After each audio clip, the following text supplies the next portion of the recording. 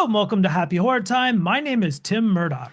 And my name is Matt Emmert. Today's special guest so memorably portrayed Tara in the first Terrifier, the character I think we all thought would end up being the, quote, final girl of that film. But in a shocking twist that occurred halfway through the movie, this strong character we had become attached to was savagely murdered by Art the Clown. Their career in horror didn't stop there, though. They went on to star in The Bye-Bye Man, Faceless After Dark, Renfield, and the recently released horror drama The Buildout. And that's not all. They even have a new indie sci-fi film in development that they're writing, directing, and starring in.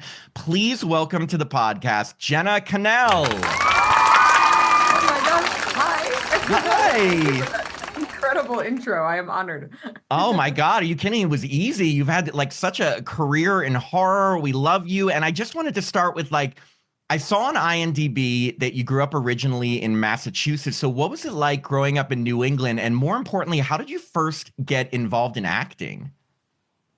Yeah, so I should really go in and do some digging on IMDb because I didn't technically grow up there. I was born there though.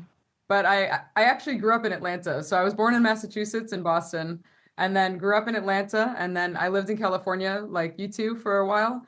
And then work brought me back to Atlanta. And now I've lived all over because of various filming things and which I'm sure we'll get into the different places those have been. But yeah, and so luckily I got out early enough that I got rid of the Boston accent, but I did have it for a couple of years. It was rough. It's gone now, thank goodness. But and I didn't get a Southern one, so they managed to cancel each other out. So in terms of when I started in the film industry, I started writing as a child and telling stories even before I could write, and then started doing theater in high school. And I remember being an extra on a big budget film set. I skipped school one day to go be an extra, which I do not recommend, and I am not endorsing. But I remember feeling like I was so much happier there than I'd ever been in school. And so then I decided to try pursuing it and see what that looked like, and started acting and training as an actor and training as a stunt performer, and became both of those things, joined the union, and then eventually got into production work and working behind the camera, and did first AD work for a number of years and producing, and now writing and directing as well. And now I kind of hop around. Wow. I mean, that's a talk about a jack of all trades. Yeah. I mean, like that. So it wasn't just kind of acting per se. It was just all of film in general. It sounds like that you were interested in. Yeah, absolutely. The gateway drug was acting, but certainly the whole machine is so interesting, and there are so many different parts that a lot of people don't know about, and so many different specialties within it. Oh, totally. And growing up, were you a fan of horror films, and were any on your radar or had a major impact on you? I have always been a fan of horror, absolutely. So I used to have to stay home from school every month for several days because well, it's never been officially diagnosed, but I quite likely have endometriosis. And so my periods were an absolute nightmare. So I was experiencing a horror on a monthly basis. And so what I would do is I would be incapacitated in so much pain lying on the couch, and I would watch the horror movies. This was before streaming. I'm aging myself a little bit, but I would watch the horror movies that were just available and on these random channels, the censored versions in the middle of the day. And it was this sort of thing where it felt like I was able to remove myself from my own pain by going along on the story with these characters, which I think is a big part of why a lot of us like horror, whether it's mental pain, physical pain, the anguish of, living under crumbling late stage capitalism, whatever it is. And I remember feeling like, for 2 hours, I'm not worried about how much pain I'm in. I'm not thinking about it. I'm like, are you going to get out of this house? Are you going to defeat this monster, And so that was how I got into it. And I was definitely, both my parents worked full time, so I was watching things I absolutely should not have been. But here we are, still haven't been able to quit the habit. And one of the more formative ones, I mean, there were a bunch that I remember really fucking me up as a child. And this was also in the days when you can go to a Blockbuster, really aging myself now. Oh, Oh, no, Blockbuster. don't worry, I'm older Yeah, oh, than trust that me, now. we're older than you, so you couldn't age yourself past us any I have day. gray hairs to prove it. Challenge accepted. I am starting to get gray hairs, but it's harder to tell when it's this short. That's the secret. Oh, But I just gave up. yeah. I think you look great as a silver fox. I think you make it work. Oh, Thank you you. heard it. Look, Absolutely. Tim looks great as a silver fox. Jenna Kanell. Yeah, that's Yeah. thank you so much. Yeah. Yeah. It's No, a so I'm March dying to line. hear what was like the formative movie or movies specifically? One of them, I mean, there were a handful. I would have to say one of them, which is still one of my favorite movies to this day, is John Carpenter's The Thing, Oh, because I mean, it really, really holds up.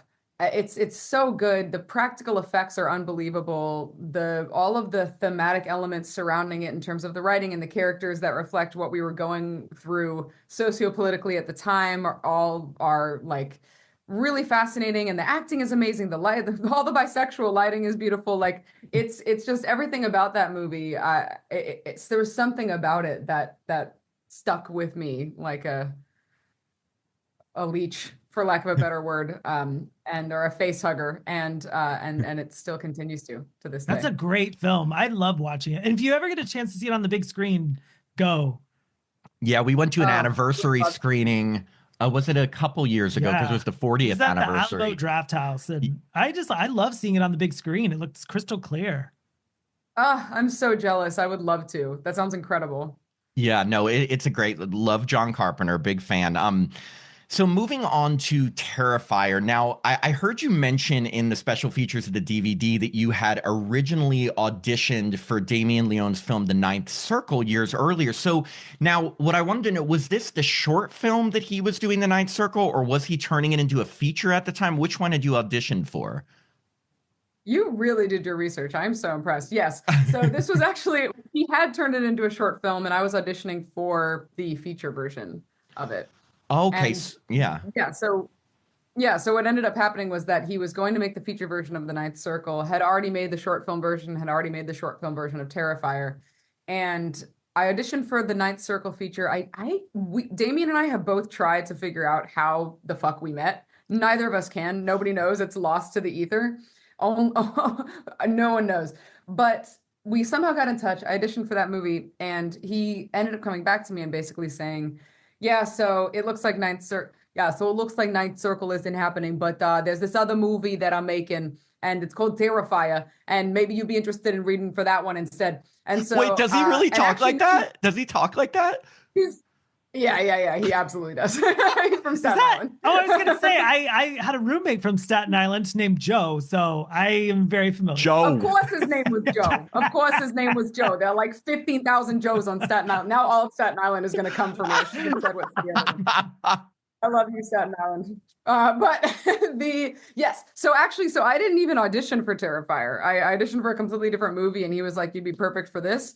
And he sent me the script and just offered me the role of Tara. And I remember reading it and thinking, "Wow, this is fucked up. What is wrong with you? I'm in. Sign me up." Yeah, no, and okay, so I have to geek out a little bit because I really Please. loved your character and the way you played Tara in this film because okay, so whereas Dawn is kind of like a little more oblivious to everything going on and doesn't kind of take Art the Clown seriously, Tara is so much more just aware and responsible and just really puts up a fight. You know, all the qualities that you love in someone who usually survives a horror movie and then you don't. So it was kind of like devastating. So when you first read the script, did you think Tara was going to make it to the end, or were you disappointed that she didn't? First of all, thank you for your condolences on my death. And it means a lot that you wanted me to live, because it means you care about the character and you're invested in what happens to them. I I mean, oh my God, it's wild. We shot that thing more coming up on the 10th anniversary, which is bonkers to think about. So I don't really remember what my reaction was, but I'm pretty sure I did think I was going to live and thought, oh, that's pretty crazy. I didn't think it was going to be as, I didn't think the film was going to get as big as it has, and I certainly didn't think, that my death was going to become as big of a pivot, like a divisive point as it has become, especially. And I think part of that is the way that I die. Spoiler alert to anyone who hasn't seen it, but you've had a decade almost, so get it Yes. together. The way that I die in the film, via gunshot is I think a big me dying, the protagonist dying and at the hands of, a firearm from this, classic slasher villain sort of trope. Like, I think those two things are a big part of why it continues to hold up. And my original death was actually completely different in the script. So I remember thinking, oh, it's kind of crazy that I die. But I think it's an even stronger decision that I die at the hands of this like weapon that essentially shows that he's, cheating because he thinks I'm actually going to beat him. I've like made it clear that I'm an actual threat. Wait, what was your original death? This is something, and we did all our research, and I've never found this. So please, what was your original death in the script? I don't know if I'm allowed to say what it was because I think he might try to reuse it in another horror movie. But I'll tell you what, if he doesn't put it in 4, I'll come back and I'll reveal. We'll do a tell-all. So close to getting that. Well, yeah, because they sometimes like when they don't get it in the first movie or whatever, they always sometimes like I know Kevin Williamson's doing that. Yeah, right now. Kevin Williamson told us like especially when he writes death scenes if they don't get used in a movie, he puts it into like a certain document. I think he called it the graveyard, and he brings it back for other movies, which I'm like, yeah, that makes sense because if it's just a death. No, but your death is such a bummer. It's like because we're following your journey, and all of a sudden you're not there. I'm like, oh, okay. In the DVD special features, you called Tara Scrappy, or do you describe Tara as Scrappy? What did you mean by that specifically? And do you, as Jenna, share any qualities with the character of Tara? That's a great question. When I say Scrappy, I mean not necessarily a trained fighter, but willing to play dirty is what I mean by Scrappy, which in some ways also applies to me. I am in real life a trained fighter, and I have been training in various styles of fighting for years and years and years. But I would also say I'm scrappy because I am willing to play dirty. I think I'd be pretty hard to kidnap, but please nobody try to prove me wrong, if you don't mind. And in terms of other ways that I'm similar to Tara, I mean, honestly, our biggest similarity is, I think it's badass that she doesn't let Dawn drive drunk. Very important. But I also, the biggest similarity between the two of us is that I also have a diabolically small bladder. So I pee all the fucking time. And I'm constantly hydrating, as you can see. And so that's something I absolutely would totally have to pee. But except the difference is I have less shame. So I literally would have just popped a squat in the street and waited for my sister to come. I wouldn't have gone to a creepy building to do it. Speaking of that building, you've got a huge chase scene inside that building. Where is that building? That building is in the scenic city of Trenton, New Jersey. And I don't know if it's still standing. I kind of hope it's not. It should be condemned because none of that was production design. That building looks like that. It was abandoned. It was creepy as fuck. There was no electricity. There was no running water. We had to walk through this all of these rooms full of crazy shit that had just been abandoned. It was trash, rooms full of cars. Like that room full of tires was just like that. Just to get to the porta potty, it was freezing and we were shooting nights, 7 p.m. to 7 a.m. So Catherine and I were huddled around this one tiny space heater. Like there were used condoms, there were used needles. Like that place, the cops got called on us one time. Like that place was a horror movie in and of itself. What a find. Sounds like a fun club. Yeah, well, you know what I was going to ask is there's like the building, but then all of the indoor scenes, I swear I thought that was like a soundstage because it was so perfectly like set or decorated. But you're telling me all that junkyard shit was like, it just looked like that. Oh, yeah. I think it was like bring your own blood, BYOB, and that was probably it. Like I'm willing to say almost everything else was already there. Wow. It was horrifying. That's like a film within a film, because I'm sure you guys were just scared in general, and then you add like a Terrifier on top of it. Oh, right. Well, yeah. So people, like at conventions, people will often ask me if it was scary to work with David. And I always say no, because if you've ever seen an interview with David, I love him, but the moment he opens his mouth, he's not scary at all. He's clearly like the squishiest, softest little nugget. And so it wasn't scary to work with him at all. But that building, on the other hand, is nightmare fuel. Yeah, it is hilarious. That building was not to be messed with.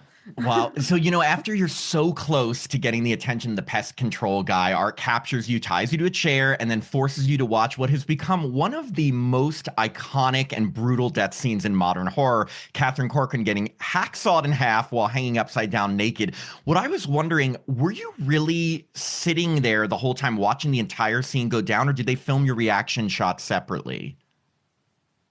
So this is an excellent question because a lot of people do not know this, and I think this is a really fun Easter egg. But before I say it, we have to give props to Catherine because Oh, my yes. God, like what there just is not a more brutal death in cinema. I still have trouble watching that scene, even though I know exactly how it was done. It's like my whole cervix clenches every single fucking time. It's awful. And she went through so much to film that, and it was so indie, and she, it was very, very dangerous and should never be done the way it was done again. And I'm sure now they would do it very differently, but like, yeah, always props to her. She and I are still very, very close. Just 100%. Yeah. what a queen. So to circle back, no, we were not in the same room at all when we filmed that because I know, isn't that crazy? Because Catherine and I had both just booked our first studio films at the time. And so she was on a movie, I think called Chuck, and I was on The Bye Bye Man. And so literally, I filmed Terrifier for 2 weeks, went home for 24 hours, and then flew to Ohio to work on The Bye Bye Man for a month. It was literally back to back. So like I'm sure I know we'll get to Bye Bye Man, but like my hair from my shoulders down was all extensions because literally it was filmed back to back. I still have her in a bag somewhere, but but because of that, they were basically the Terrifier production was working around our shoot schedules for these big studio movies. And so Catherine and I only had a couple days of overlap. And so they actually filmed the scene of me reacting and the scene of her dying completely different days purely because of our schedules. Oh gosh, that's great acting. I'm just going to say, how did you get yourself to portray such an intense level of fear? Like, was it difficult going for so long? And now that I know that you weren't even watching anything going on, like, how were you able to do that? Was Damien like, okay, so now she's upside down. Yeah. Damien's like, okay, we're hacking here. Her intestines are falling out. There's blood everywhere. What would your reaction be? Flesh is flying. Because an ovary just hit you in the face. Because your fear is so intense. How did you do that? Thank you. This was an indie movie, so this would be done differently now. I would do this differently now. Bigger movies would do this differently. But I did actually request that they actually tie me up and to the chair because I really wanted to feel physically trapped. And I wanted to feel as though and so I stayed tied up between all the takes. Which again, like on other films, there'd be different ways around this, but I did ask for that because I wanted to feel as though there was nowhere to go. But you mentioned you had a small bladder. I know. Well, listen, girl, I was so dehydrated on that day because every time I know that I'm gonna have to I'll wear a harness or I'm in some crazy outfit, I just don't drink as much water because I'm like, this will just it'll never get done. So, which is also not responsible. I'm endorsing all sorts of horrible shit, but I'm pretty sure I just drank less water that day and just powered through. I'm sure they probably had to untie me at one point, but I was also so in my head. So some of it was the physical reaction of I'm bottling up all this stuff and there's nowhere for it to go and then no sort of physical outlet. So that was part of it. And then I don't remember exactly what exactly I was picturing, but I know I was having to conjure up a lot of stuff and using all the acting training that I have in terms of sense memory and drawing from a lot of different techniques for reacting to something that I wasn't actually seeing. I'm pretty sure Damien didn't tell me anything other than this is where it is. And then often what I'll do is I have a playlist that I'll listen to the night before a really intense scene and then the morning of. And then while I'm in it, I just kind of I'll kind of stay to myself. Normally I'm really, fun and silly and professional, of course, on set. But if I have to do something like that, I'll kind of be quieter and more reserved, and I'll just be kind of in my head. And I also like I have a conversation with the team beforehand, so I'm pretty sure I told Damien like, hey, I'm gonna kind of be off to myself on this day. I'm just gonna be staying in the zone so that I'm ready. And then so he could kind of help the environment keep me in that place. I've got to know what's on this playlist that you play to get in. It's like, I'm hacking your friend. I'm hacking your friend. It's like the theme to Rocky. Yeah, like what songs get you hyped up for that The kind of thing? audiobook for Old Yeller. Yeah. No, it's not. It's a bunch of different songs. I mean, and this is something that like I think a lot of actors do. It depends. Some of them are just objectively sad songs. Some of them are really beautiful songs. Because some of them make me happy cry, some of them make me sad cry. Some of them just kind of remind me of someone that I've lost, or remind me of a time in my life when I was going through it, or conjure images that are really visceral. It's kind of it's a several hour long playlist. I don't get through the whole thing, but I kind of just listen to it and see what strikes with me at any given moment, because it's always different. This is why horror needs more recognition in the mainstream award shows, because like I truly believe they do not think about what the actors in horror, I mean, also everyone making horror, I mean, special effects, everything, go through to portray these emotions. It has always frustrated me because the emotional depth that a horror star has to, tap into is just unbelievable. I mean, like, and your body can't recognize like, oh, I'm acting. Like your body's like on high alert, just I mean, no, it's like I could imagine just how exhausted you must have been after that. Oh, I was absolutely wiped. It was a mess, especially because it was, we were doing night shoots, which is a lot of horror movies. A lot of the times you're filming like ER doctor schedules essentially, but with much lower stakes. But I mean, I appreciate you saying that. That's very kind. I mean, I think it's interesting how both comedy and horror do often get snubbed from a critical point of view.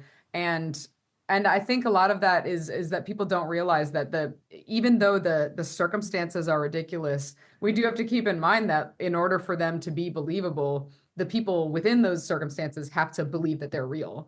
And let me tell you, it makes a difference, because Matt and I have seen some movies where there's horrific things happening, and whoever the actor is, if they have no reaction, we're not gonna have a reaction. We're just like, what's going on? Right. Well, because but one of the reasons that film is so much fun is because and there's studies about this where like when we're watching someone experience something, the mirror neurons in our brain light up, and it makes our bodies literally feel what they're feeling very often. And so like it's this sort of thing where they have to kind of reflect our experience, but in a way that's safer for us, which is a part of why art is so fun to consume. So because I've seen movies too that I like, it leaves a lot to be desired. And I mean, even it's funny, even looking back at Terrifier, I'm really proud of Terrifier and of my work in it, but at the same time, I look back and I'm just a much better actor now, and there are parts of my performance that I'm like, oh my. No, you're great. You're great. Moving on to your final face-off with art. Now, I know that you did all your own stunts in this film, and that, in fact, you're a stunt performer. So have you always been interested in that type of performance, or how did you get involved in learning to do and being a stunt performer? Thank you. Yes, I love stunts. I mean, action stuff is some of my favorite to work on. I've been training in martial arts ever since I was a little kid. I used to do Hoshindo. I did Taekwondo at one point. I tried Tai Chi. I did Krav Maga for years and years and years. And I recently this year started trying to learn a little bit of Muay Thai. And then I've also done a bunch of stunt specific training to learn about harness work and water work and stunt driving and things like, and motorcycles, which we'll talk about later, and things like that. And I originally got started because I was training in Krav Maga when I was living out in LA. And I remember someone asked me if I did stunts, and I said, well, no, because in my mind, I always thought stunts is like, I'm on fire and I'm jumping out of a skyscraper. And they were like, no, running is a stunt. Holding a gun is a stunt. It's actually, you don't have to be, and once I realized that, I leaned more into it, and I started getting more specific stunt training and rebranded myself as an action actor who does my own stunts and have been ever since. And what was the toughest stunt you did in Terrifier? That's a good question. Uh, the toughest stunt. I mean, my favorite stunt was, beating the shit out of David with a 2x4. That's my favorite. But the toughest one, I think it's probably there is a part where I'm running away from him and I have to do like a trip down a small flight of stairs. And that was a little tricky because we didn't really have you know, we didn't have a stunt coordinator, which is not legal. I don't know if the rules were different at the time. I don't know if the rules are different then, but now on a union set, you are required to have one.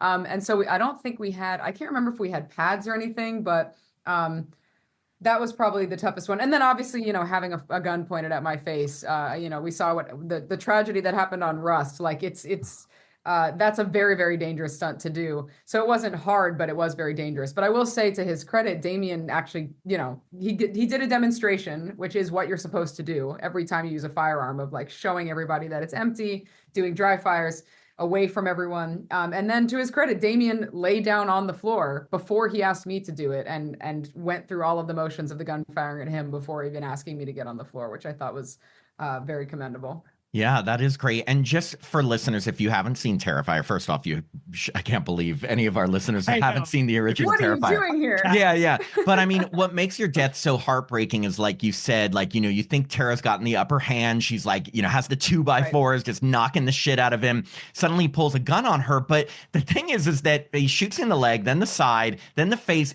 But what's the worst is that you're still alive. He goes away, reloads, and then shoots you like a million times in the head. It's brutal. So I guess what I was wondering, well, first off, like, how did they film that whole part? Like, I'm assuming they made a head cast for you, and like, how did they do all of the shooting, and when was it you versus the head cast?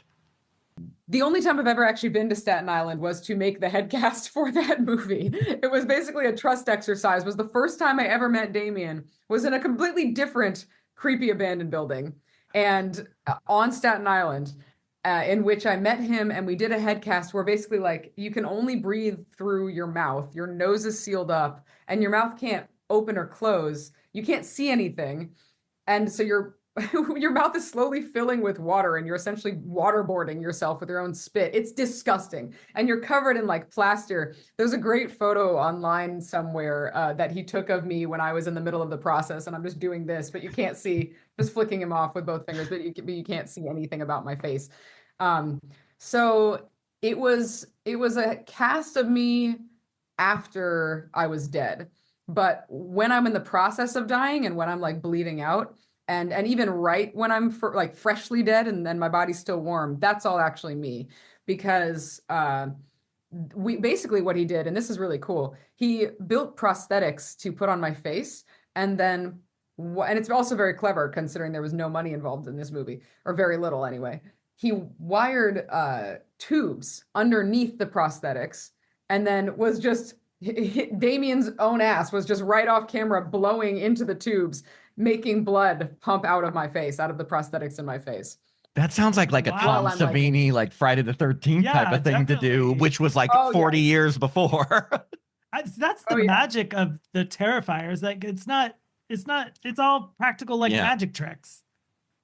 Right. I think that's a big part of kind of like what we were, talking about before. I think that's a big part of why Terrifier holds up, is because all of the effects are practical, and it feels, like a grindhouse movie, and like this sort of homage to these 70s, 80s horror movies that were equally as scrappy.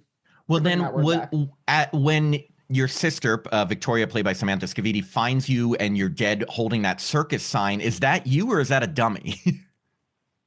That is a dummy. Because if you look very, very carefully, my hair is suddenly longer.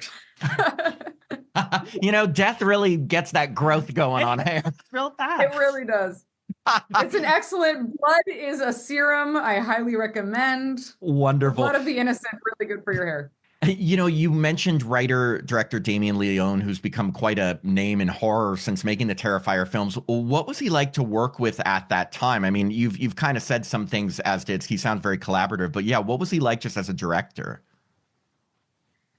Yeah, I mean, I can't speak to what the second and third film were like, because I wasn't involved in those. and I know that they were a very different environment because, you know, those actors, like there was a huge audition process and they were walking into something that they knew was already very well established, which we did not know. We were just like, we're just down to clown, for lack of a better phrase. Hey, so I don't know what those were like, but on the first one, he was very collaborative, and he was very like very much wanted us to be to feel as safe as possible given some crazy circumstances, and was overall really, really grateful because, like I was kind of saying, you know, everyone involved in 2 and 3 knew that they were walking into an established popular franchise, or what was becoming one, and a film that already had a following because of the first one. We didn't know any of that. We were just making an indie film because, you know, we were getting paid minimum wage and just wanted to make something fun and have a good time and make something cool. And we had already all been making indie films for years. Like Catherine and I had been working for years already as actors and doing stunts and things like that. And so Damien, I just remember on that production, was really, really grateful because he knew that we had no reason to trust him and we were trusting him. And so he trusted us in turn to show up and do what we do best. That's so cool. And you know, you had mentioned David Howard Thornton. We actually have been lucky enough to have him on the show not once, but twice. The second time with Samantha Scafidi, who played Victoria. So what was David like on set when the cameras weren't rolling?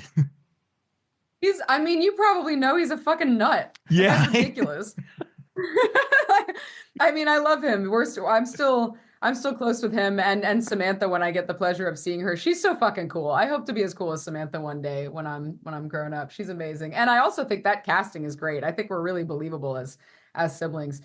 And we both sound like we've been smoking for 50 years. It's really incredible. But David, he's just a hoot. He's so silly in between takes. And he's also very, you know, he's very outspoken. He's very passionate. I believe he's on the right side of things as far as being super progressive and a dirtbag lefty like myself. And he's just a really kind-hearted human being. And did you get to interact at all with Samantha? Because all your interactions are on the phone. Like, did you get to meet her, or were you guys ever on? Yeah, while you were filming. Yeah, not while we were filming. No, we never filmed together. We've now hung out many times at conventions and like at the premiere and, you know, at other events and things like that. But yeah, we didn't have any, like you said, all our overlap. I was a corpse. That's so funny, you know, and yeah, because we were wondering that, because it's like you guys are sisters, you have a phone call, but that's it. And then you're really never in, other than the dummy, in the scenes together. You know, Terrifier, we read, had its premiere at the Telluride horror show in 2016, then had it kind of like a quick theatrical run in 2018. When do you think you first realized that this film had developed such a following? It was a slow burn for us because like you were saying about it premiering at Telluride, and even before that there was a local premiere in New York at, of all places, the Lincoln Center, which normally hosts like very highfalutin ballets and operas and shit, and here they were playing our movie, which was wild and a really cool experience. But it was a slow burn because then it was, I think after that it was on, like, you know, Google Play, YouTube, like all of these, the sort of normal usual suspects. And then it wasn't really until it hit Netflix that all of a sudden, because this was back when Netflix was still acquiring movies and wasn't just putting out their own material. It hit Netflix, and I want to say 2017 or something like that. I'm sure someone's going to fact check me, but that's when it really started to gain traction and it became trending, and it was trending for a long time. And like, suddenly I was hearing about it from people that I didn't even know and getting tagged in things. And but I think it wasn't till I got asked to do my first convention a couple years later. I don't remember what year that was. And I remember thinking like, oh, that's fun. That's cute. I'm sure it'll be whatever. And then the fact that people were actually showing up and like paying to interact with us was this huge honor that I wasn't expecting. And I think that's when I realized, like, oh, people really, something about this movie and about this timing is really resonating with people. And now we're, you know, all this time later, and we've seen everything that's happened and the budgets that the other films have gotten. And like, I'm tattooed on a bunch of strangers' bodies, which is flattering, I think. And so it's wild. I never would have predicted, because like I was saying, like, I've done so many indie movies and most of them have not been seen by very many people. other outside of like my mom, you know, and some of her. Well, then Some of them have, but some of them have not. Why then, in your opinion, do you think the Terrifier franchise has become so successful and appeals so much to indie horror lovers? Like, what do you think it is that appeals to people so much?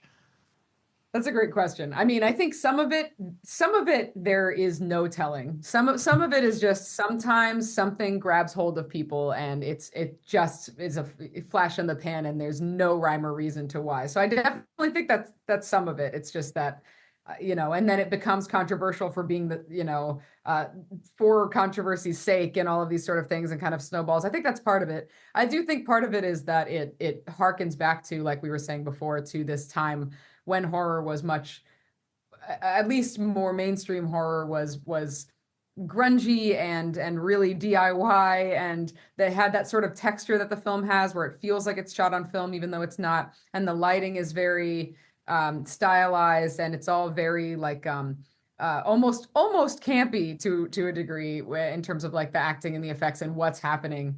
And I think that there's some like almost a nostalgia to it that people really enjoyed and continue to, and just how brutal it is in a way that I think a lot of films weren't doing. And I think Catherine's death is a huge part of why it hits so hard, because that shit's insane.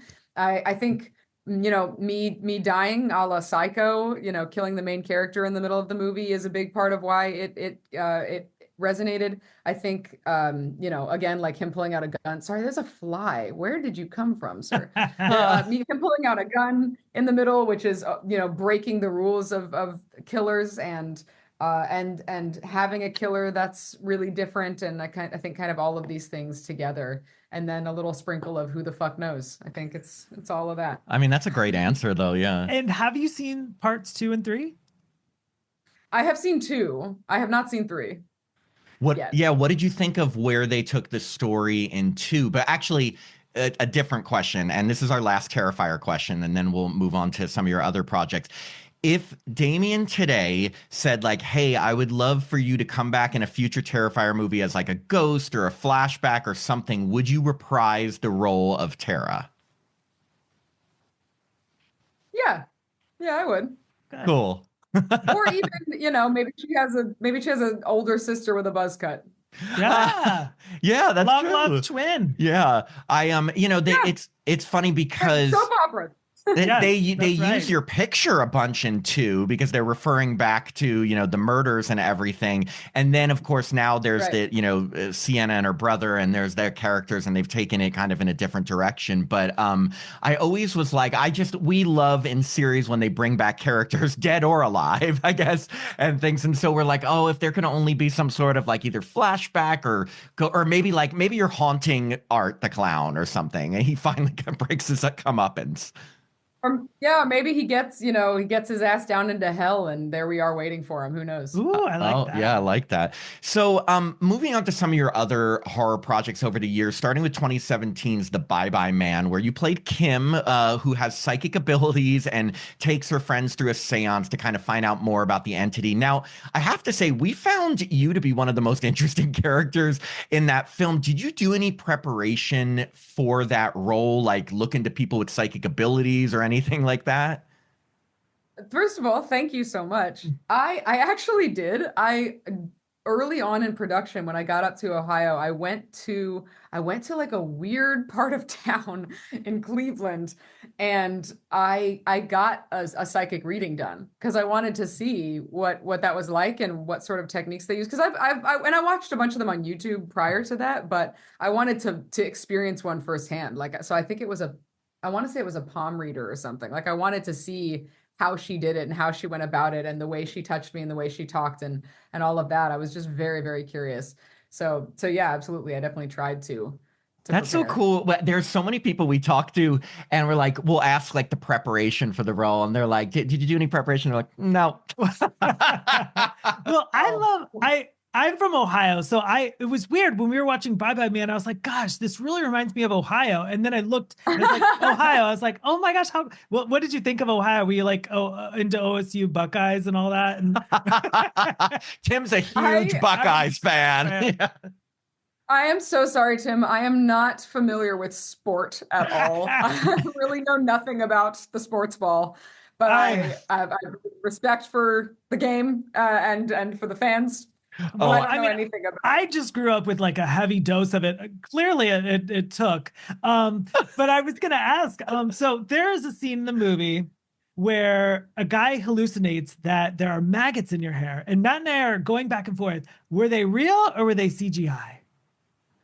So, well, I don't know. I hope you took a bet on this or something. Did you? We didn't, but I feel like I'm wrong. Okay, let's just I'm gonna even say before and that I'm probably wrong, but drum roll. Okay, real or CGI? Both. Oh! Wait. So half of the maggots are real. What was it like having maggots in your hair? Lovely. Oh, so wonderful. Can't recommend it highly enough. They put several in my hair. I think most of them were in the part that was extensions. So it technically wasn't my hair. It was just attached to me. So that helped soften the blow a little bit. I did think it was very interesting that there were rules about, because that was a bigger budget film, and there are rules about humane Hollywood, of like if there are animals involved on set, like you have to have people there. That applies to maggots. They care about the maggots. I thought that was very interesting. Wow. So you have to have the living creature. Humane treatment of maggots. Like, wait, are you saying they like scoop them back out of your hair to like put them somewhere when they were done? Oh yeah, in the little maggot cup, there's someone designated to make sure that those maggots get home safely. I mean, and listen, I'm not knocking it. I am vegan. I appreciate it. I also love animals. I had never thought about being in that category before. Right. So I thought that was interesting. I'm just thinking so much today. I know, I really am learning. Now I'm glad. Like at first we're like, should we ask this question? Tim told me beforehand. He's like, come on, it was CGI. I'm like, maybe it wasn't.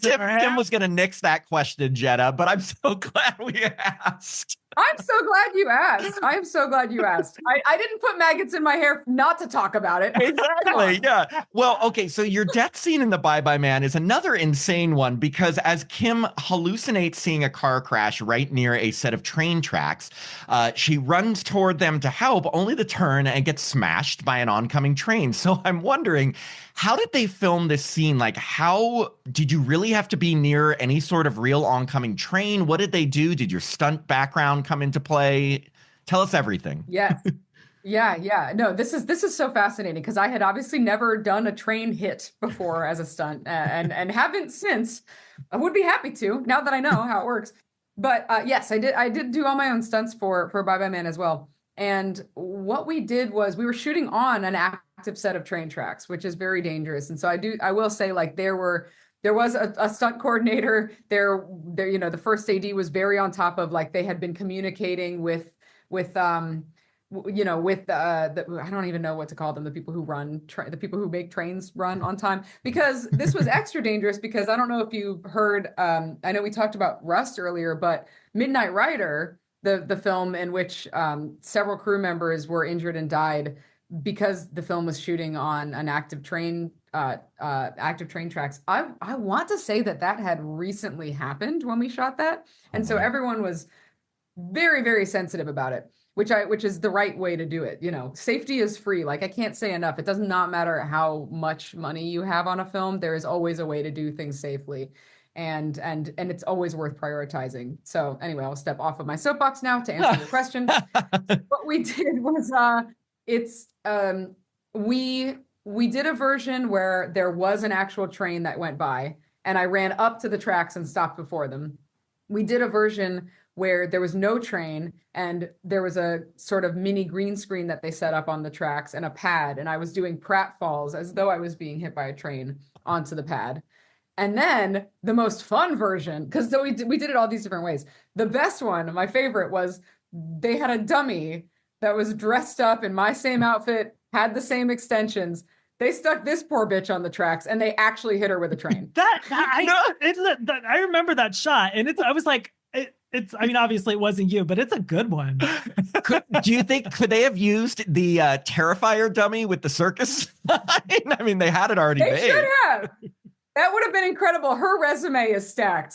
She's coming for my job. Wow. Okay. So again, we love asking these questions, especially about death scenes, because you never know how something is filmed. But I mean, like, so there were a lot of takes involved in this. This was a very intricate death scene, but it also looked like it must have been really fucking cool just because, like, you know, who else gets to say they got smashed by a train? Not me. Maybe a handful of actors. You know what I mean? And it was very, very cool. One thing I love is that Faye Dunaway is in this movie. I'm a huge Mommy Dearest fan, and Carrie-Anne Moss. Did you get to meet them or talk to them, or what was it like if you got to talk to them or anything? Yeah, no, I mean, I unfortunately I don't think I got to meet Faye Dunaway. Or no, I mean, I think I met her briefly in passing, but I didn't have any actual scenes with either of them. I had more of a conversation with Carrie-Anne Moss, who I was like, she was one of those people who I was shitting myself when I met her, because we all love her. She's amazing. She's so fucking cool, and she's just as cool in person. And so when I met her, we met in passing, like she was like leaving the hair trailer and I was walking in or something, and it was this, we shook hands, and I will never forget for the rest of my life. But it was amazing. It was, I mean, the whole team was really, really lovely on that. That one was directed by Stacey Title, who a handful of years ago died of ALS, but she was amazing. She was like, she was so lovely to work with, and was very like, she really wanted me, because I had just directed my first short film at that point. I've now directed 17 short films, but she like took me behind the camera and into Video Village and was showing me what she was doing and explaining why she was doing different things, and like sent me her shot list, and was just very like really, really wanted to foster an environment in which she like encouraged my filmmaking career as well. That is so cool. Like, so especially, nice. I mean, like to take the time, because I'm sure as a director, you could just be like, I want to get this project done, but to take the time to mentor other people that may have that interest, that is really cool. Yeah, and it really was, and she also, like, my birthday happened on set, and so she got a cake for me during lunch one day, and there's this photo that I absolutely love of the two of us where I'm blowing out the candles and she's holding back my extensions. And she's like, surprise, there's maggots in the cake. No, oh, Yeah, surprise, they're in your hair. Guess what? Not for real. Half of them are real. Oh my God. So That's right. skipping forward to 2023, you were in a horror anthology called Night of the Missing. Now you're in a segment called Miniature, where your character is literally a figure that's trying to escape like a Tim Burton style world where everyone else is coming after her for being, dare I say, different. Now, maybe it was just me, but I found a lot of symbolism in this story, kind of relating to wanting to break free from social norms and such. Did you feel the same? Like, what kind of themes did you feel like were explored in that segment? That's a really good observation. I would agree with that. I think there is something early Tim Burton-y about it. You're absolutely right. That's very, everyone's kind of uniform, and everyone has this sort of glassy sheen to them as though they're not real, and there's this like pressure to conform. I do think it has to do with maybe assimilation and conformity, and I don't know if the director had any of those intentions, but I read the same thing from it personally as you do. And it is also funny to look at that and Terrifier back to back, and look at just me trying to save my blonde friend, running and screaming and whatnot. Yeah, no, it just seemed like, because obviously it could have just been, it's a weird figure world and almost like a Stepford Wives type of thing, and your character's trying to escape. It's Stepford Wives. Yeah, but it's very what's it called? Pleasantville. Yes. Is it Pleasantville? Is that what I'm thinking of? With Reese Witherspoon. Okay. Yes, but that's right. Thank you. But it felt like there was something more to it. So I didn't know if maybe that was explicitly told to you, or maybe it's just my observation, or that kind of thing. Yeah, no, I would agree with that. It may have been explicitly told to me, and I just don't remember it, because we shot that. I know they put the feature anthology aspect of it together much later, and I haven't seen it, but that snippet we shot as a standalone short film. We shot it in January of 2020, and as you may recall, some crazy shit happened very shortly afterwards, so it's a little blurry. Wow, yeah. And did you get to keep your actual figure? No, I never got to like meet her. I like they like took photos. They had me send photos because they made the figure after we shot the film, I'm pretty sure. And Oh, so I never got to hold my little me. yeah, because it's like a cool figure and it looks like you in that film. And I was like, oh, that would have Right. been cool if you got to keep it, but now it's somewhere on eBay. No. Yeah, exactly. I don't want to know what's happened to that figure. That's not my business. What I did get to see was the place where they shot that scene with the janitor and all the miniature figures. I got to go there, and it's somewhere where they have done a lot of filming of other projects that utilize miniatures, and it was really really cool because there was that one that we were in, but there were all these different worlds there, and they all like move, and they have like little animatronics in them. It was really cool. We shot in Southern California. I can't remember where that was. Oh wow. Also in 2023 you played Carol in the horror comedy Renfield, which starred Nicolas Cage as Dracula. Now, poor Carol is always getting interrupted by Renfield during the codependency group meetings, but one of your lines that I found very telling was when you say, "Life is like a never-ending hallway of funhouse mirrors, but all the clowns are me." Now, I have to ask, was this line given to you specifically because of your role in Terrifier, or was that just a coincidence? I made up that line myself, and they ended up using it. That's amazing. Great. I love it because it was Yeah, such a no. like, how do you not think of that it's a callback, you know? Yeah, well, so Chris McKay, who directed that film, who was an absolute joy to work with, he was very encouraging of improv, both in the audition process and then on set. He was so game. And so once I realized how open he was, I would literally come up with a bunch of alt lines and I would bring them to him, and even to the writer Ryan Ridley, who was also very encouraging of that sort of thing, and would present them to him, and he would like have me try different ones. And so that was one that he said, "Yeah, go for it. That's funny." And it ended up in the movie, which is so cool. And I found out later, because I think we may have talked about it on set a little bit, but I saw an interview with him later in which he talked about how if it were up to him, he would have stacked the cast with exclusively people from horror movies, and he talked about how much he like, because Caroline is in it, and William, who plays the priest at the beginning, whose name I'm blanking on, like he's a horror icon, and he mentioned like me being in Terrifier, and so Chris McKay is like a huge fan. So I can't help but feel like that's probably was intentional. That's exciting He's for a me. big horror nerd. Yeah, no, that's so cool. Right? And yeah, Yeah, I was like, oh, the girl from Texas Chainsaw Massacre Part 2? Yeah. yeah. Oh, yeah, we did know. Right.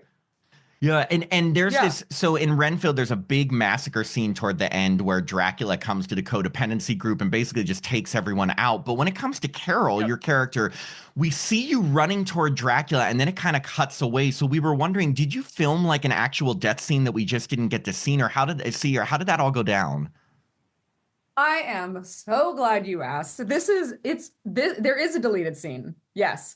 It is on the DVD and the Blu-ray, and I think there's a steelbook of Renfield. Plug time. There's a steelbook coming out, a 4K release in April, I want to say, of Renfield, and I'm sure it will be on that too in the special features. And I also, at one point, someone had put the deleted scenes online, so you could potentially find them there somewhere, because we filmed an epic death for me, and it didn't end up in the final cut, but it's really cool. So the death that we filmed is Dracula swipes at my leg, and I do a crazy stunt, which is called, for reasons I don't understand and I did not make up, it's called a double gooch. I don't know what to tell you. That's what it's called. Wow. Okay. A double gooch. Yes. Explain. Wait. Now, That's the things that you're learning today. no, Maggots, please. double gooches. Yeah. So Tell us about a what double that gooch.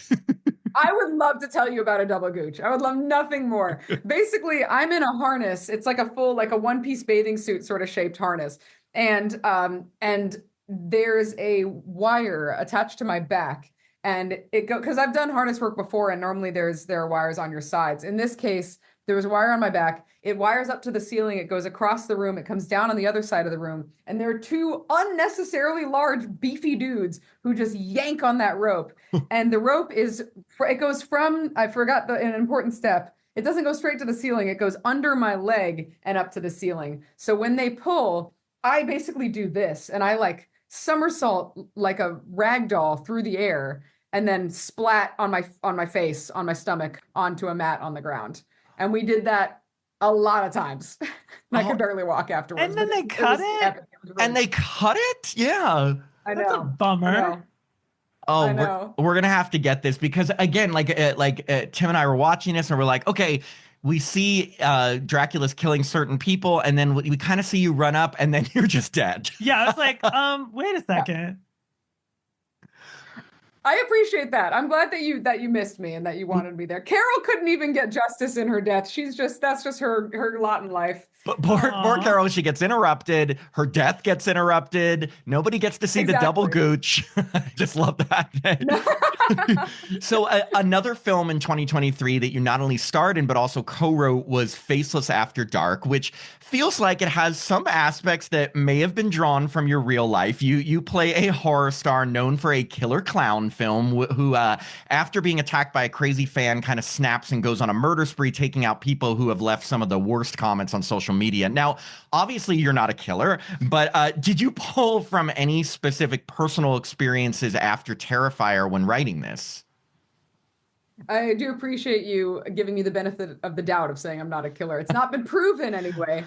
I'm just kidding. I am not a killer. I did just say I was a vegan, so that would be kind of wild if I was a vegan serial killer.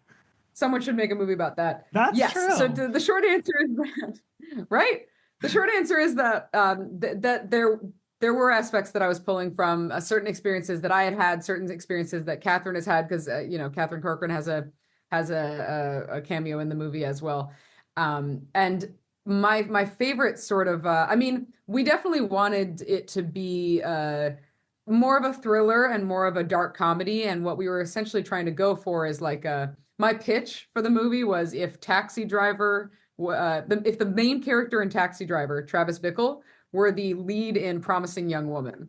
It's supposed to be that sort of arc. It's like we were going for like an American Psycho, like the sort of movie where you're watching a descent into madness. And we wanted to make it in a way that would be fun for people who were genre fans, because there are a bunch of different sort of nods in it. Like, for example, the spoiler alert, the disembodied dick that you see is actually the same prosthetic penis that they use in Terrifier 2, which Damien lent to me. Damien literally shipped me a penis for this movie. Oh my God, you heard it here on Happy Horror Time.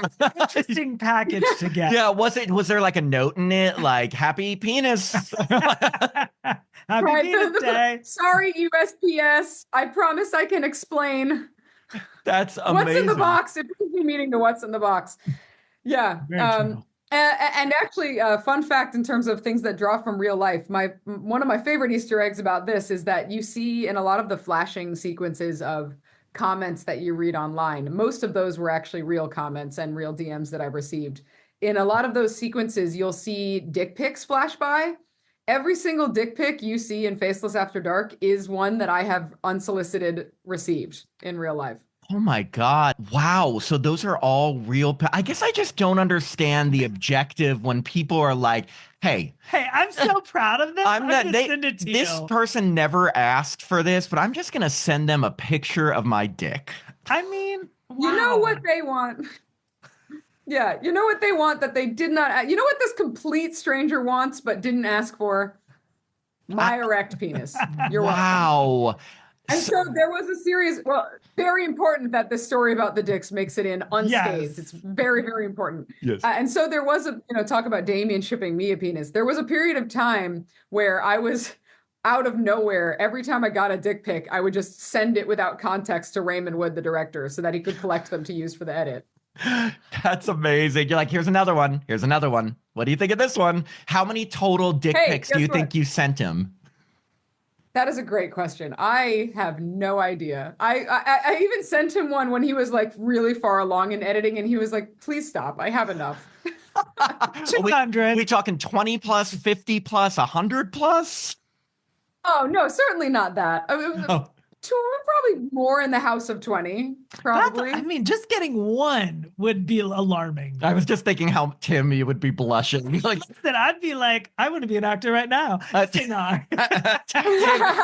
Tim contacts you after this, Jenna, could you send me those dick pics? Yeah, I'm making a film. Yeah. I need to know. I will happily. Next time I get one, right to the Happy Horror Time Instagram channel. No, Tim's personal one. No, oh wait, no.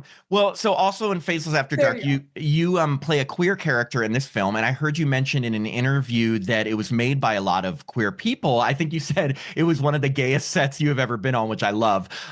Why do you think, here's a big deep question.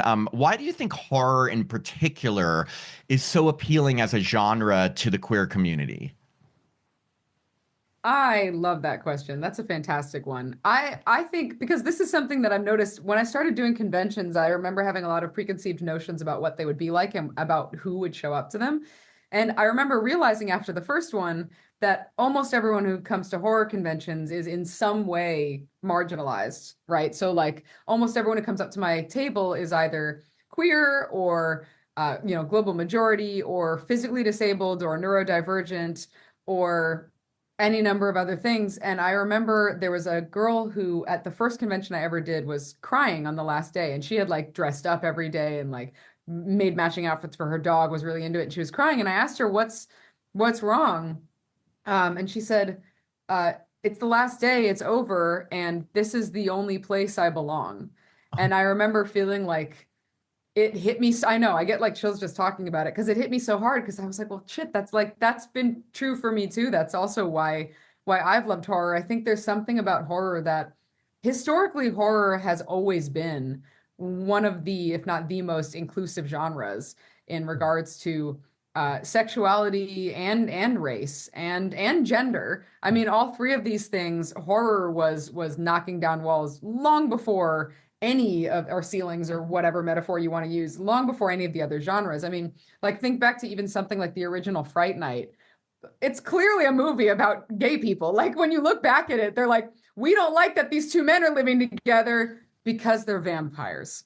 It's because they're vampires, to be clear. That's the only problem that we have. Like it's always been a genre that like explores otherness and what it means to be othered in a society that was, built on genocide and patriarchy and white supremacy and all these things. And I think that's a big part of why it feels so welcoming, and why it's like, and it explores things that other genres take a longer time to explore. It tends to, for the most part, cast more inclusively. It tends to be that queer characters are played by queer people, unlike in a lot of other genres, which we're getting better about, but we're still, there's still a lot of progress to be made. So, I mean, I'm only one person. I can only speak for myself, but that's what I think. No, that's a wonderful answer. I'm thinking because we've been asked that question. I'm like, okay, I'm stealing Jenna's response. Yeah, what would you say? We're just gonna be like, here's my phone. Here's Jenna. Push play. Yeah, no, I mean like I have said a similar type of things where you feel, but I mean, like me specifically, it's tough. I hate trying to speak for a full community, even when I'm part of it, because I just know my own personal experiences, and I know for me as a kid, and I'm sure it has to do with knowing in some respect that I was gay, like always really looking up to strong, resourceful women and women characters standing up to people who, could take them down. In a way, I felt like maybe that was seeing myself in people, standing up to people who may be putting me down. And I was seeing these people who were maybe seen as being weaker as not being, and showing them all up. And so in a way, I felt like I could identify with a lot of these quote final girl characters, but also, like you said, like it also has explored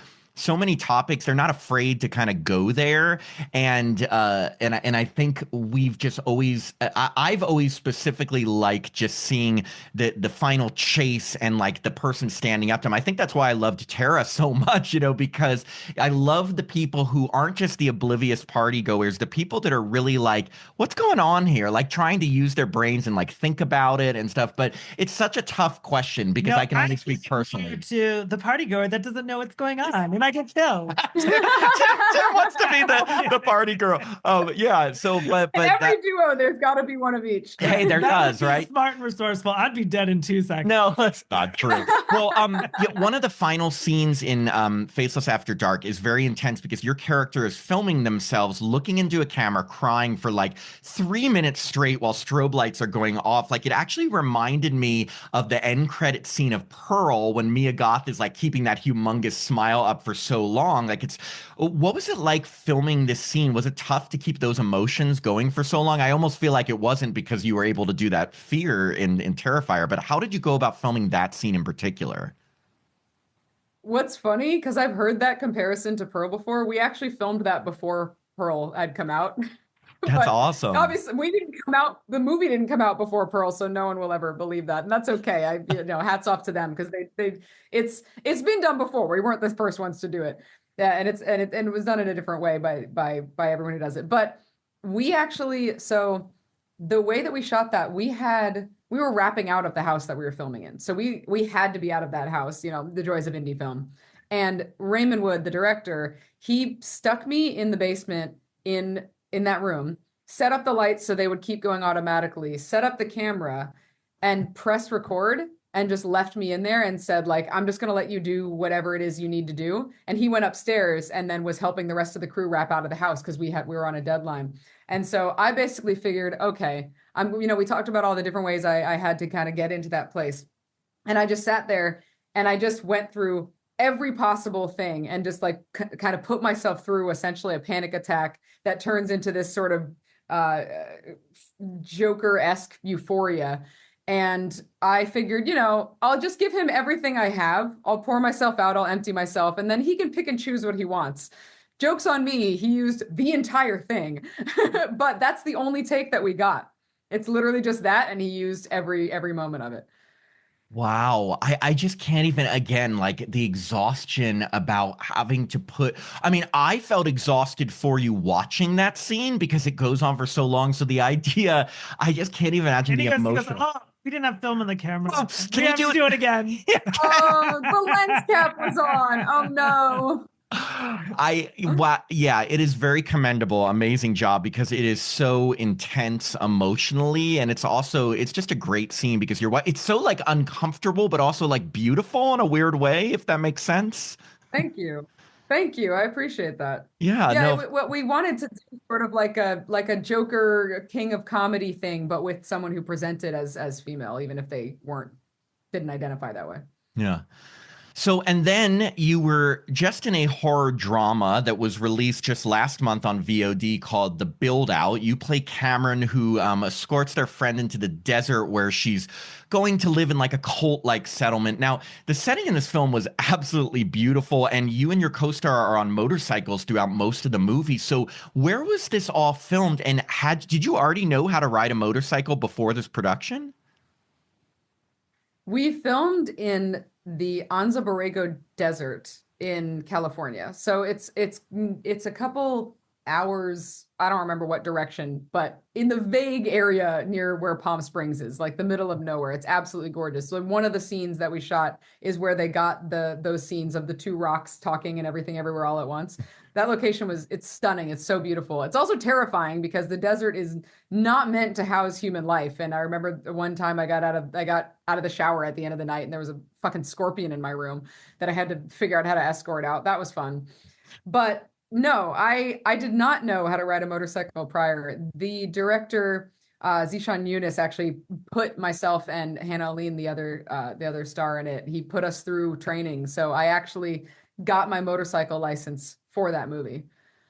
Wow. Wait, That's so you got impressive. Okay, so that means then can you do so then on future movies you could do motorcycle riding and be safe and prepared.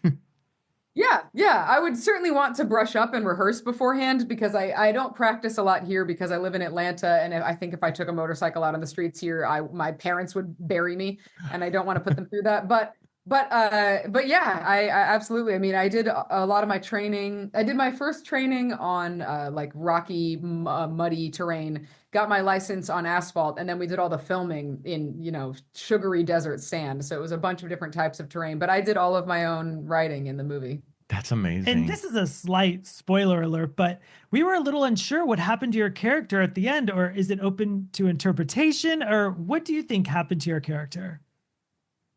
The Buildout is definitely more on the artsy, poetic side of things, more Terrence Malick-y sort of vibes. So it is definitely meant to be a little up to interpretation. What happens to me at the end? Because I mean, it's like, Well, I was like, we have theories. I mean, it's like, I kind of want, I mean, do you have a theory or do you want to, and I totally respect if you want to keep it to yourself because so people can experience this and come to their own conclusions, but do you have a theory as to what happened to Cameron, or are you Did she kind of ride like, off into heaven? Into that big motorcycle in the sky. You know, like I Grease. would like to think, yeah, exactly. Comes back. I'm in full leather for some reason. I have a blowout. I would like to think, I think there are two different versions of it. I think there's the version, and there are three versions. There's the version in which I somehow survive. There's the version in which I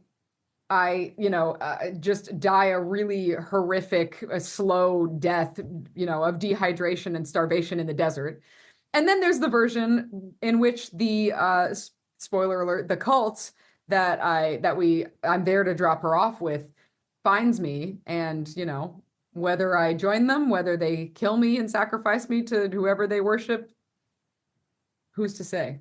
I mean, I think that was along the lines of what we thought, because it's like, so. She joined the cult? Well, because Cameron hears this loud sound out of the car and then goes to explore and then just is never heard from again. And I'm thinking, unless that's an animal and then you're dead either way, or that's the cult. And so I was thinking it probably didn't end up so well for Cameron, but maybe she did ride off into the sunset. Yeah, that's what I'm going to tell myself.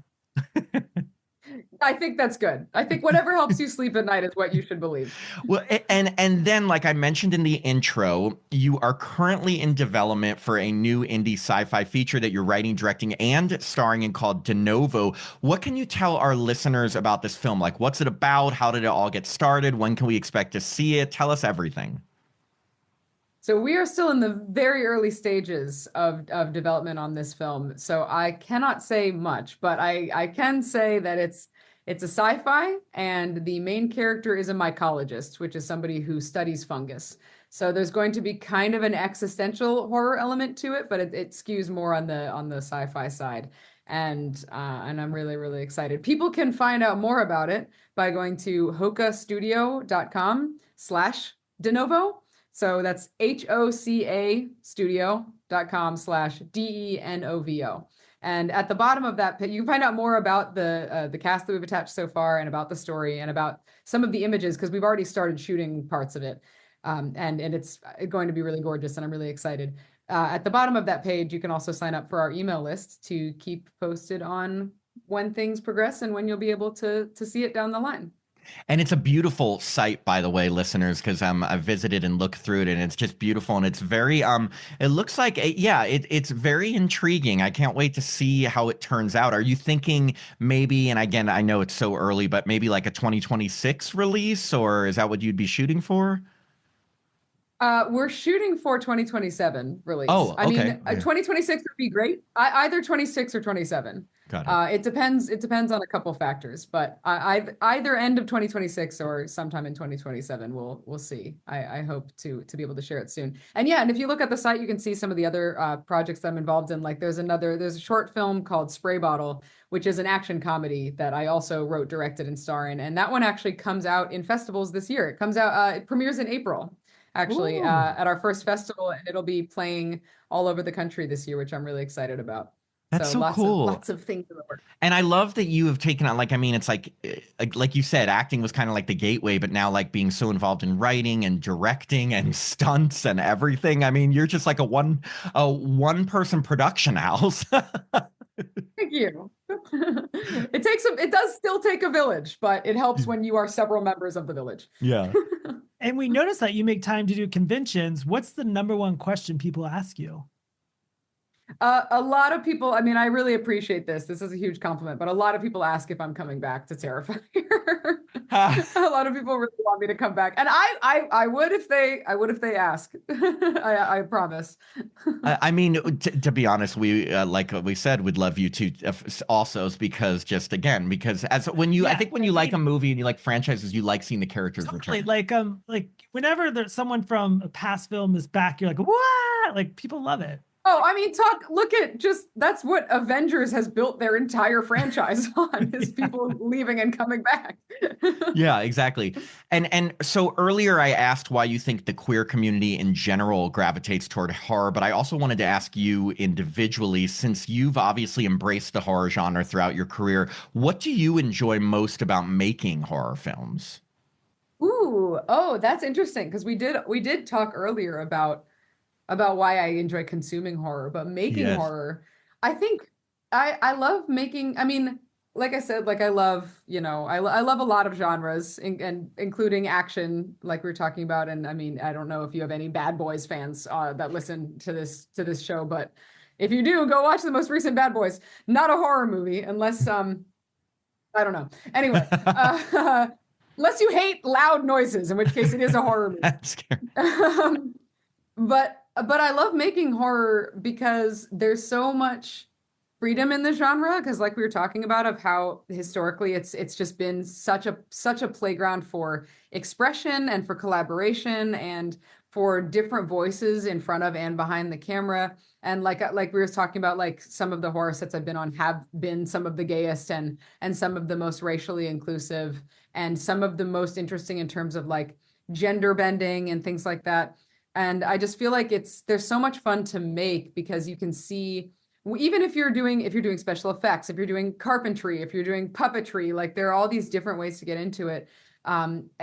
Just watching, like, or stunts, or seeing like how the sausage is made, it doesn't make it any less fun to watch. Like even when you watch something, I mean, well, obviously for actual sausage, it makes it a lot less fun. Hence veganism. But for horror sausage, it's, when you can see something like, it's really cool to watch the process of like this thing that I love so much. It's cool to see, like, what is it like before sound design? Like what does mouth blood taste like versus what does body blood feel like? And what does, a bone breaking look like versus how much more visceral it is when they add the sound of a carrot snapping, in post and Foley and sound mixing and things like that. And to see how different something is when the music changes. And like it's just really cool to watch how it all comes together. And one of the reasons I love film in general is because it's so collaborative. Like it really is a team sport, and it's so cool to be a part of us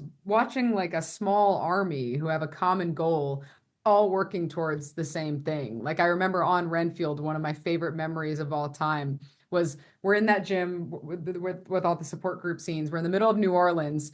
It's the middle of the night.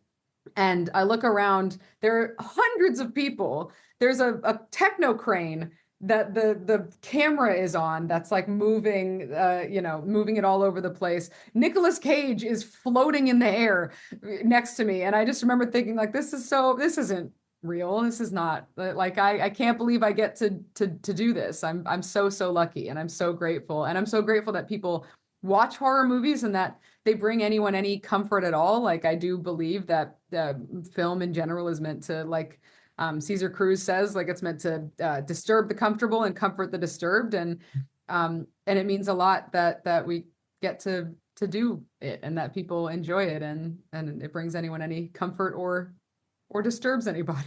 Oh wow, No, well said. That was well awesome. said. Just great answers. You're so well spoken. I'm so impressed. Like, and it just like your answers are incredible. Because again, like we do these interviews a lot, and some of the questions we ask we recycle in a way, and we don't always keep it fresh. I mean, like yeah. But I mean, this is so like it's been so amazing talking with you, Jenna. We have one final question for you that we ask every single person that we interview, and it puts you on the spot a little bit, but that's what we do. What is one thing that you can tell us about your experience?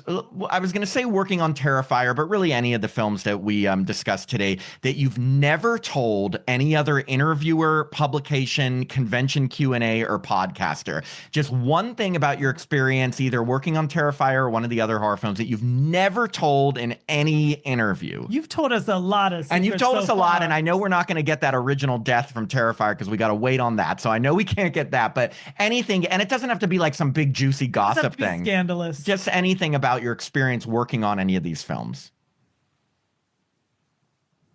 Oh my God. You are putting me on the spot. I was not ready.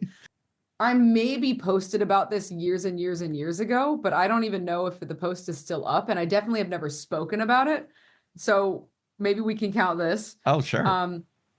On Renfield, I was living in New Orleans on and off for 3 months, and which is such a magical place. It's where, and you know, you understand why Nicolas Cage has his future grave already purchased there. It totally makes sense.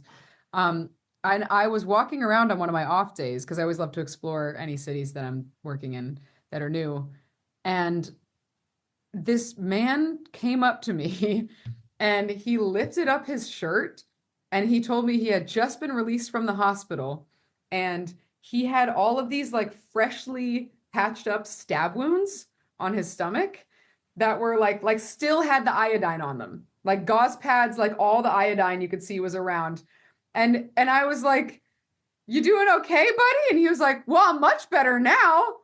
And he walked away and I never saw him again. And I think about him all the fucking time and I hope he's okay.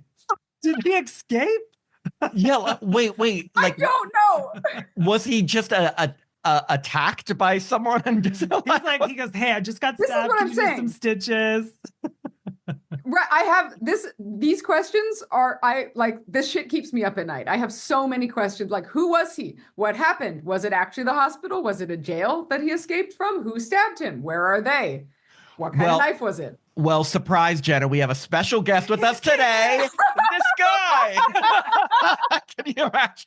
He emailed us and you If know you what? look under your chair right now. Surprise, Jenna, he's right outside your window. Oh my God, And that is terrifying. That is a great story. See, we love those random kind of stories. The stories that we ask this question because it's the stories that you wouldn't normally bring up in interviews, but we want to hear all that shit. So like that is You can see why. You can see why I wouldn't casually bring this up, like, you know, to Fangoria or whatever.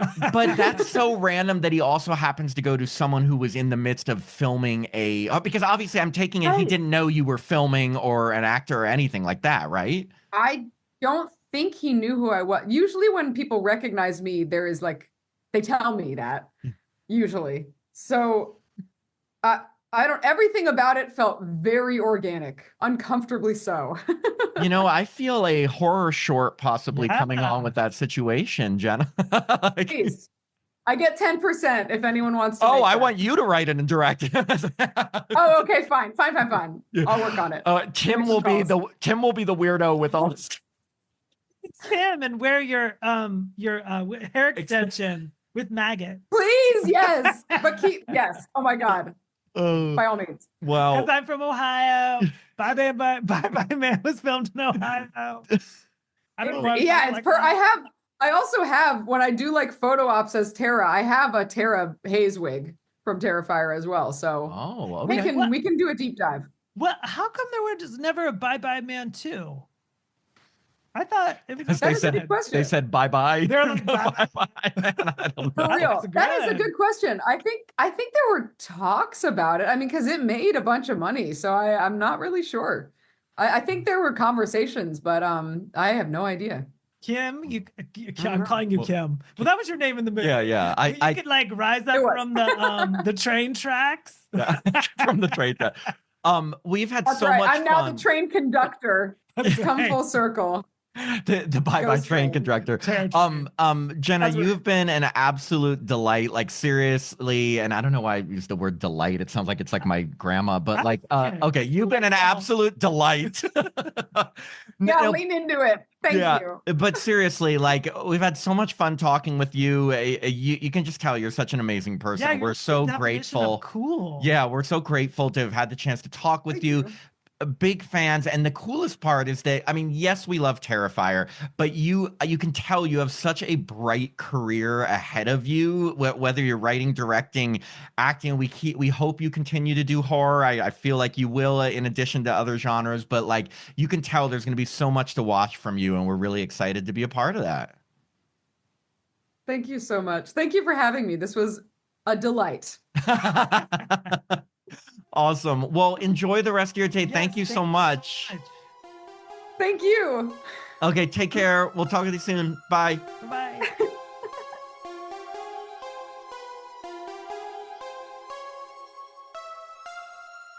Thanks for listening to another episode of Happy Horror Time. If you'd like to support the podcast, please sign up to be a patron at www.patreon.com/happyhorrortime. As a patron, you get access to all our bonus content, which now includes 2 new bonus episodes every month, a monthly after-show mini episode, access to our Discord community so you can chat with us directly, and the chance to review a film with us in one of our bonus episodes. Patrons also get all our regular episodes ad-free and a day early, our monthly newsletter, the chance to vote in polls, and autographed Happy Horror Time stickers. I'm Matt Emmert. And I'm Tim Murdoch. And we hope you have a happy horror time.